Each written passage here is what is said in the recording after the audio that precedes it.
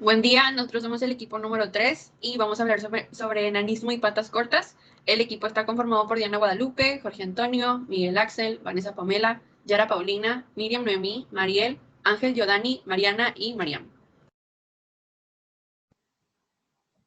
Bueno, llamamos enanismo cuando un ser vivo no alcanza el tamaño típico que suele encontrarse en otros miembros de la misma especie. Y entendemos que puede deberse a una razón genética, a una cuestión endocrina o una cuestión nutricional. Como no podemos evitar hacer el paralelismo desde el punto de vista médico, lo primero normalmente es buscar algunos de estos problemas cuando nos topamos con el enanismo en animales.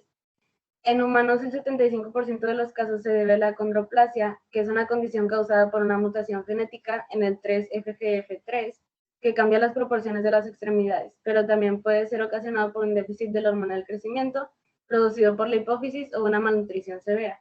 En los animales también existe el caso de la acondroplasia y déficit hormonal.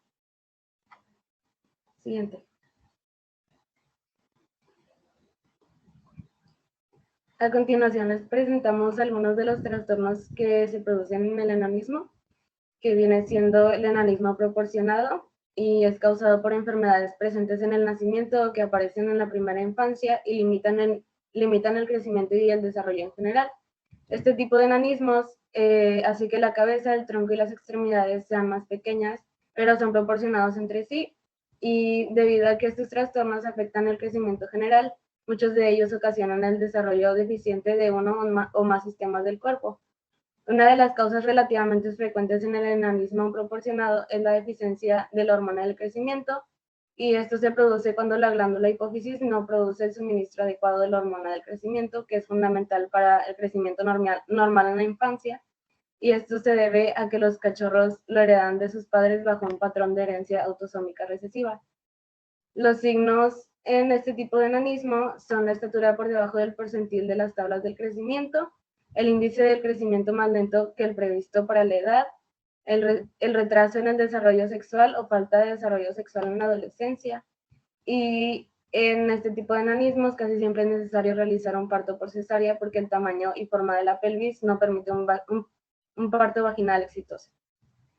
Siguiente. El enanismo desproporcionado ocurre cuando algunas partes del cuerpo son pequeñas y otras son de tamaño promedio o por encima del promedio. Y una de las causas más comunes de esto es la acondroplasia. Esta, en el 80% de los casos, nacen de padres de estatura promedio, quienes tienen androplasia, y padres con tamaño promedio reciben una copia mutada del gen asociado con el trastorno y una copia normal del gen. Un animal o persona con el trastorno puede heredar o no este trastorno. Otra causa del enanismo desproporcionado es un trastorno desproporcionado, poco común, denominado displasia espondiloepifisaria congénita. Ok, las consecuencias de tener un enanismo desproporcionado en cuanto a los rasgos del cráneo, la columna vertebral y los miembros que componen la mayor parte de la forma del enanismo desproporcionado pueden causar problemas comunes, tales como lo son frecuentes infecciones en cuanto a los oídos y riesgo de perder la audición por completo, una curvatura o ondulación grave progresiva en la región espinal, como se puede ver en la siguiente imagen. Bueno, aquí tenemos a un can con la región espinal normal, pero de tener enanismo desproporcionado, la región espinal estuviera ligeramente curviada. También otra consecuencia es una presión sobre la médula espinal en la base del cráneo y la estenosis del conducto vertebral. Esto se refiere a un estrechamiento del canal en la columna vertebral que genera presión en la médula espinal y dolor o entumecimiento posterior, así como también arqueamiento de las extremidades. Otra de las consecuencias es un retraso en el desarrollo de habilidades motrices, tales como cosas tan simples como caminar, el apiñamiento de los dientes, la apnea del sueño, que es la dificultad para respirar mientras están dormidos, la hidrocefalia, que es el acumulamiento de líquido en el cerebro. Y casi todos los animales y personas con enanismo desproporcionado tienen capacidades intelectuales iguales a los de un ser vivo sano, pero en algunas raras ocasiones suele ser producto de un factor secundario como el exceso de líquido alrededor del cerebro, la hidrocefalia, y ya si llegan a presentar esta complicación, su capacidad intelectual se vería directamente afectada. Ahora bien, el apiñamiento dental que antes mencioné se refiere a un problema de posicionamiento y alineación de los dientes cuando no hay suficiente espacio en la encía para albergar todas las piezas dentales, y a consecuencia de ello los dientes se aprecian montados, mal alineados o amontonados entre sí. Y en cuanto a la hidrocefalia, el perro que se encuentra en la parte superior se puede observar que tiene este trastorno debido al tamaño anormal de su cráneo.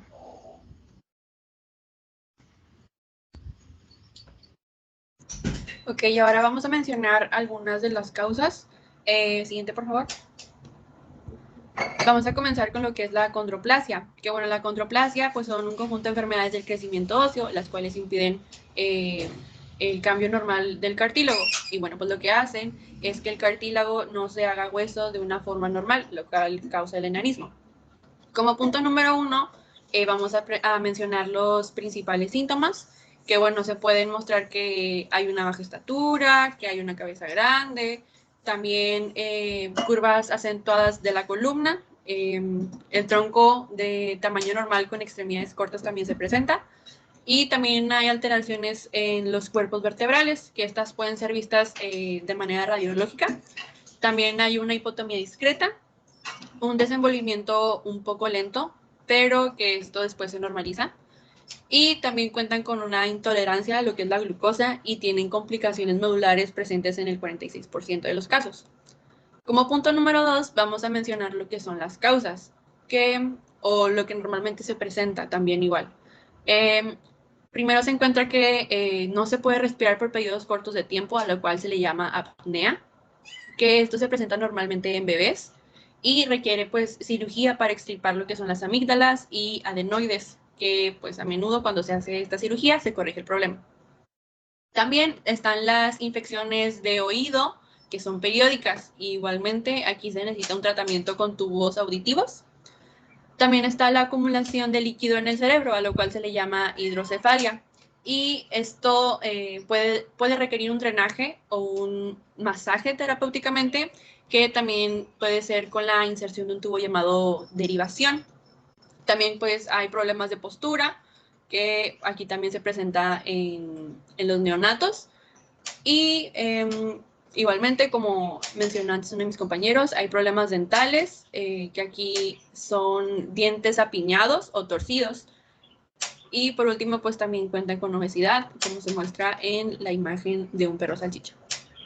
Y bueno, en el punto número 3, vamos a mencionar a qué se debe todo esto, que es debido a una mutación en el gen receptor 3 del factor del crecimiento de los fibroblastos.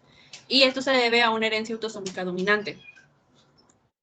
Esto proporciona instrucciones para hacer una proteína que participa en el desarrollo y mantenimiento del tejido óseo cerebral. Y bueno, el gen se da en 2 mutaciones específicas, las cuales pues son mutaciones responsables, que es en casi todos los casos de la condroplasia. Estas mutaciones lo que causan es que la proteína FGFR3 sea demasiado activa, y esta interfiere en el desarrollo esquelético y pues causa las alteraciones en el crecimiento óseo. Como punto número 4 vamos a mencionar la herencia, que bueno, esta en el 97% de los casos es causada por la mutación del gen que se menciona en el punto 3. Y bueno, cuando esta es heredada, se debe pues a una herencia autosómica dominante, lo cual significa que el hijo recibe el gen que está defectuoso de uno de los papás que pues tiene el trastorno. Aquí las personas que tienen un mayor riesgo de tener un hijo o de tener una cría, un cachorro con esta enfermedad, son las que tienen la enfermedad o que ya tuvieron un hijo con la condroplasia. Aquí si los padres cuentan con la condroplasia, pues el bebé cuenta con un 50% de probabilidad de contraer el trastorno. Si ambos lo tienen, hay un 75% de que la condroplasia se herede. El 90% de los niños con la condroplasia no cuenta con ningún familiar con esta enfermedad. Y bueno, la herencia autosómica dominante pues es el principal factor, por lo que la mayoría de las causas son mutaciones de nuevo. En el punto número 5 vamos a mencionar un diagnóstico, lo cual se recomienda con un ultrasonograma en el diagnóstico prenatal. Este se realiza comenzando el segundo trimestre. ya que en el primer trimestre las alteraciones no son evidentes. También se puede realizar un diagnóstico genético molecular en lo que es el líquido amniótico, o también pruebas de ADN, que son antes del nacimiento, que es por amniocentesis, el cual es un procedimiento invasivo. Y bueno, actualmente se realiza el diagnóstico prenatal por medio del estudio del plasma materno, que es para detectar el gen mutante. Siguiente. Muy bien, ahora les voy a estar hablando acerca de la deficiencia de la hormona del crecimiento. Y pues bueno, se estarán preguntando a qué se refiere con qué es esta deficiencia. Pues es en cuanto a cuando el cuerpo más bien no fabrica la cantidad suficiente de esta hormona como para que el cuerpo pues pueda crecer a un ritmo normal, esto dependiendo de la especie. Casi todos los casos de enanismo, como les mencionaba, se ven a una deficiencia generalizada de la secreción de la adenohipófisis, esto durante la infancia y el crecimiento. Y bueno, también hablando de esta hormona, en ocasiones puede adjudicarse normalmente a una mutación genética, también se puede deber a una lesión, pero en la mayoría de los casos, pues en donde se encuentra esta enfermedad, pues no se puede identificar una causa como tal, realmente es algo que es muy extraño. Y bueno, también el patrón de secreción de GH o hormona del crecimiento, es importante mencionar que esta está controlada por tanto factores externos como son el fotoperiodo y también la alimentación, pero por otro lado también está influenciado por factores internos como son la edad y el sexo del animal. Estos factores pues son integrados por el sistema nervioso central, el cual integra toda esta información a nivel de lo que es del hipotálamo. La secreción de esta hormona pues está regulada por dos neuropéptidos importantes que son que igual tienen el origen en el hipotálamo, y una de ellas es la hormona liberadora de GH y la somatostatina. ¿Le puedes cambiar la siguiente, por favor?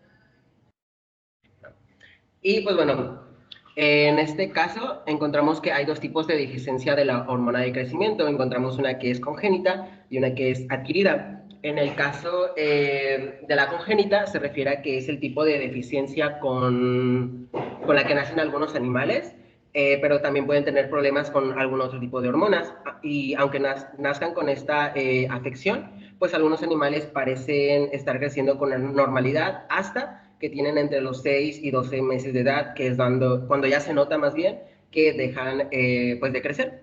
En el caso de la deficiencia de la hormona del crecimiento adquirida, esta ocurre cuando el cuerpo pues deja de fabricar una cantidad suficiente de esta hormona de crecimiento para que pueda seguir creciendo con normalidad. Y esta, pues a diferencia de la otra, pues puede ocurrir en cualquier momento de la etapa del crecimiento. Siguiente, por favor. Ok, displasia diastrófica. La displasia diastrófica pues es un trastorno muy poco frecuente y se caracteriza por la talla baja con extremidades cortas. Como información extra, voy a decir que este trastorno solo afecta a humanos. La estatura final de una persona con displasia diastrófica en un adulto es de 120 centímetros aproximadamente. Y las personas que presentan este trastorno tienen malformaciones de las articulaciones, las cuales van a conducir a contracturas articulares y van a afectar principalmente a sus hombros, codos, articulaciones y a sus caderas. La epidemiología de este trastorno de prevalencia se estima que se presenta en 3 de 100,000 personas, y la enfermedad afecta tanto a hombres como a mujeres. En el nacimiento, los lactantes que presentan este trastorno tienen un pie zambo bilateral y presentan también de igual manera extremidades cortas, malformaciones en las muñecas, en sus pulgares de aducción. Los lactantes también van a presentar un paladar hendido y las mandíbulas hipoplásticas. En los primeros meses de vida van a aparecer quistes en el oído externo del lactante. El crecimiento de las personas con displasia diastrófica es lento y se desarrolla de manera progresiva.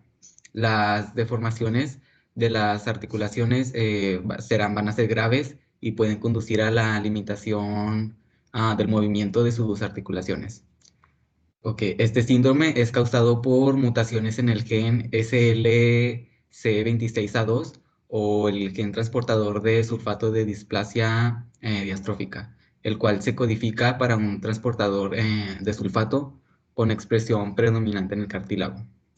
Para su diagnóstico es radiológico, revisando los huesos tubulares que son cortos y macizos, la metafisis ancha y aspecto ovoide, y corto en primer metacarpiano.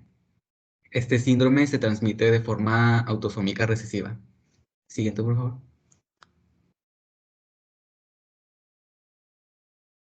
Ok, podemos observar que en ausencia de complicaciones graves van a presentar comprensión de la médula espinal asociadas a malformaciones de la columna vertebral, y la esperanza de vida es buena, pero la talla baja y las malformaciones habitualmente graves pueden complicar un poco la vida de la persona que presente este trastorno. Podemos ver que presentan malformaciones en sus extremidades, tanto de las manos como de los pies, y fémur y tibia son arqueadas debido a las malformaciones.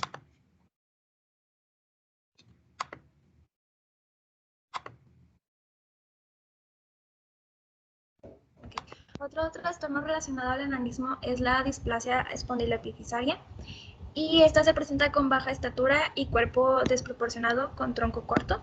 Y contrario a la displasia diastrófica, en la espondiloepifisaria se presentan extremidades largas.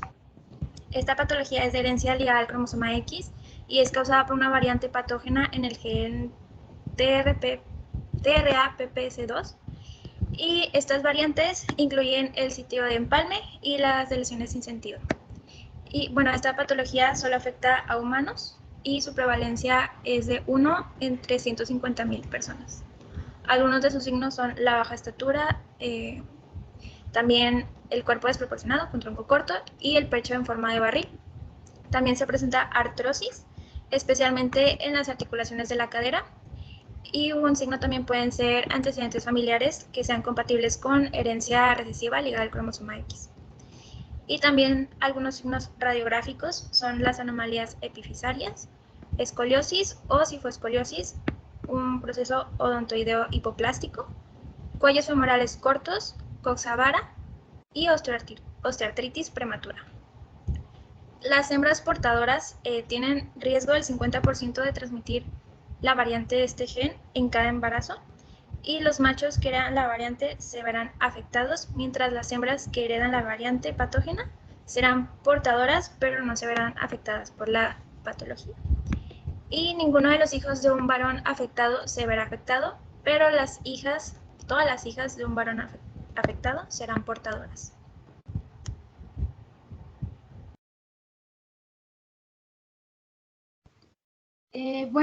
Yo voy a hablar sobre el síndrome de Turner, que este es un síndrome que solamente afecta a humanos.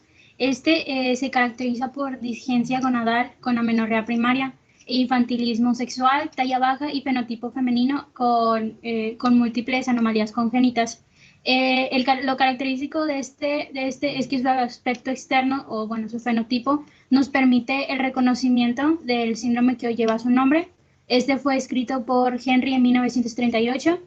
Y en 1958 Ford lo comprobó, que estas pacientes presentaban 45 cromosomas con único cromosoma X.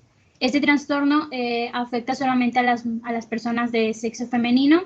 También se produce cuando falta un cromosoma de forma total o parcial, y puede causar una variedad de problemas médicos y de desarrollo, como baja estatura, la falta de desarrollo de ovarios y un defecto cardíaco. Esto se puede diagnosticar antes del nacimiento, o sea, de manera prenatal. A veces el diagnóstico se puede demorar hasta la adolescencia o hasta los primeros años de edad adulta de las personas de sexo femenino que tienen signos o síntomas leves del síndrome de Turner. En un recién nacido, del 10 al 25%, estos presentan el periodo neonatal, linfedema de manos, en los pies, con pliegues cutáneos laxos en la parte lateral y posterior al cuello se llama Pterygium coli.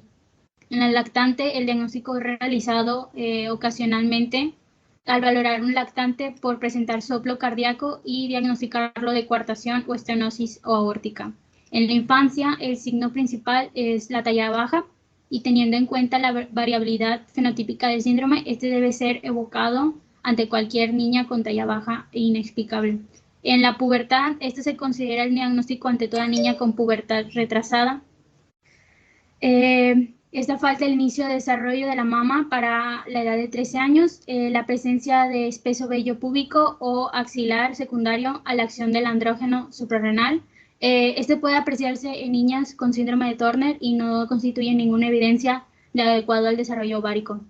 De acuerdo con los análisis citogénicos, el 50 y el 60% de los pacientes con este síndrome tienen un cariotipo de 45X. El resto presenta aberraciones estructurales, uno de los cromosomas X, o frecuentemente un maciosismo, que el maciosismo esta es la presencia de dos líneas celulares diferentes con un cariotipo distinto, todos estos procedentes del mismo cigoto, y como resultado de una pérdida cromosomática después de la fertilización.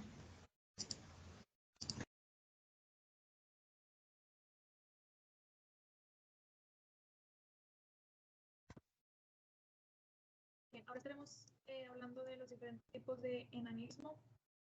Para empezar tenemos vamos a hablar sobre el enanismo de tronco corto, que es el torso de esta especie es más corto en comparación con la longitud de las extremidades.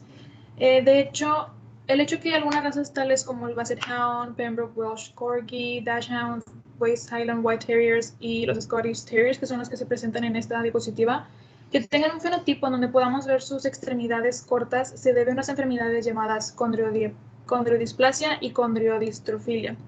La condrodisplasia punctata rizomérica es un proceso que afecta el desarrollo normal de muchas partes del cuerpo, tales como anomalías esqueléticas, rasgos faciales distintos, discapacidad intelectual y problemas respiratorios. En este caso nos vamos a enfocar en las anomalías esqueléticas y pues esta enfermedad de lo que vamos a estar hablando es que se caracteriza por el acortamiento de los huesos del brazo y los muslos. Esta enfermedad causa la degeneración prematura también de los discos intervertebrales con dos inserciones retrógenas del factor de crecimiento funcional de fibroblastos 4, el FGF4, que se involucran en el desarrollo óseo, entre otras funciones. Explican que este fenotipo retrógeno FGF4 en el cromosoma 18 es en el que se puede ver para notar este acortamiento de huesos y muslos en el cromosoma 18.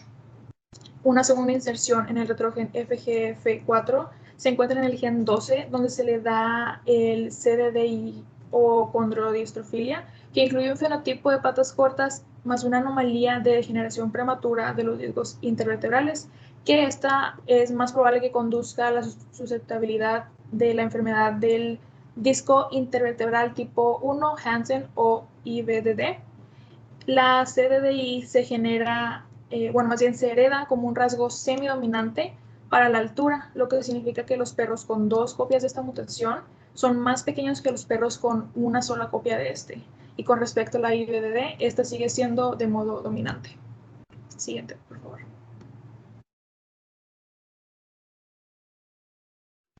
Bueno, ¿cómo se diagnostica? Bueno, el enanismo pituitario, es una androcopatía que se ocasiona por la deficiencia de las hormonas de crecimiento.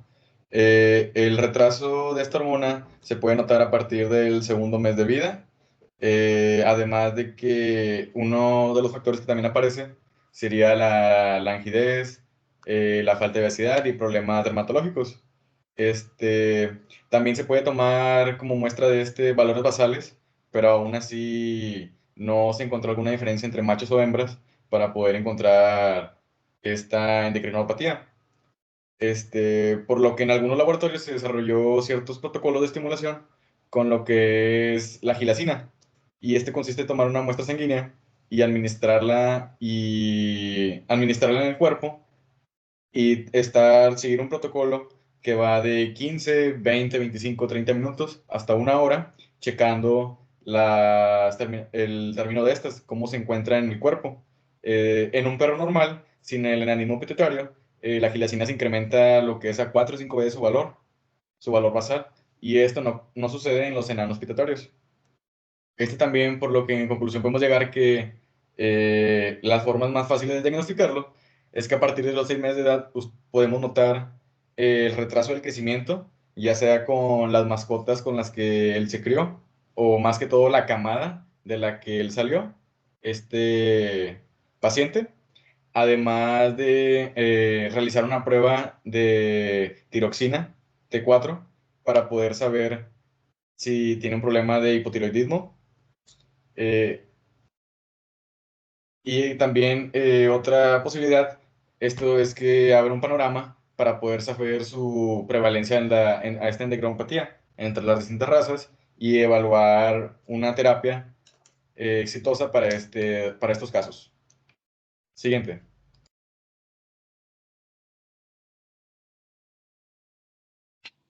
Bueno, y ahora vamos a tratar los tratamientos. De momento, no se conoce ninguna cura para el enanismo, pero es importante tener un tratamiento ya sea terapéutico, hormonal o algún otro tipo de opción. En este caso está la extensión de extremidades que se hace a partir de cirugías. El tratamiento del enanismo se realiza principalmente haciendo una administración de progestágenos, y este fármaco induce a que la producción de hormonas del crecimiento de la glándula mamaria tenga mayor efecto.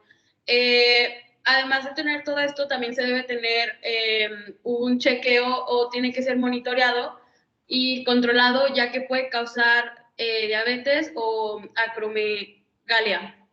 Entre los procedimientos quirúrgicos se puede llegar a corregir el enanismo y se puede hacer con corregir la dirección en la que crecen los huesos, estabilizar y corregir la forma de la columna. También está el aumento o la extensión de las extremidades, como lo había mencionado, y esto ayuda a aliviar la presión sobre la médula espinal. También es como colocar una derivación para poder extraer el exceso de líquido alrededor del cerebro, que se conoce como hidrocefalia, y por si se llega a producir. También es importante tener chequeos regulares y también atención médica continua, debido a que pues esto hace que mejore la calidad de vida. Y también otra cosa es que se debe tener un peso saludable o estar muy pendiente de todo esto, porque los kilos de más pueden llegar a afectar a la espalda y también a las articulaciones.